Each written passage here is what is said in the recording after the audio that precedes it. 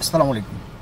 গত বেশ কয়েক বছর ধরে আমরা একটি নিউজ প্রায় দেখে থাকি, শুনে থাকি, সেটা হচ্ছে বাংলাদেশে ক্রমাগত উন্নয়ন হচ্ছে এবং এই উন্নয়নের ধারাবাহিকতা প্রত্যেকটি খাতেই অব্যাহত আছে। অনেকে মনে করে থাকেন একটা দেশের রাস্তা, সড়ক, ব্রিজ, ফ্লাইওভার নির্মাণ করা মানেই দেশের উন্নয়ন। বিষয়টি কিন্তু তা না। একটা দেশের উন্নয়ন হচ্ছে সাস্টেনেবল ডেভেলপমেন্ট, টেকসই উন্নয়ন। ভবিষ্যৎ প্রজন্মের চাহিদা পূরণের সক্ষমতা বজায় রেখে বর্তমান প্রজন্মের চাহিদা পূরণ করা।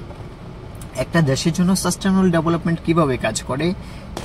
দারিদ্রতা, অসমতা, জলবায়ু পরিবর্তন, পরিবেশগত অবক্ষয়, শান্তি, ন্যায় বিচার এসব নিয়ে কাজ করে। আমরা যদি আমাদের দেশের দারিদ্র্যের হিসেব করতে যাই, তাহলে প্রায় মোট জনসংখ্যার 18.7% মানুষ দরিদ্র। তার মধ্যে আমরা যদি বেকার লোকের হিসেব করতে যাই, তাহলে 25,90,000 মানুষ বেকার। আর ঘর বাড়ি নেই, জমি নেই এমন লোককে যদি আমরা হিসেব করতে যাই, তাহলে প্রায় 2,93,000 মানুষ। তাহলে উন্নয়নটা কিসে? রাস্তায় না সড়কে? এই দুটোই উন্নয়ন।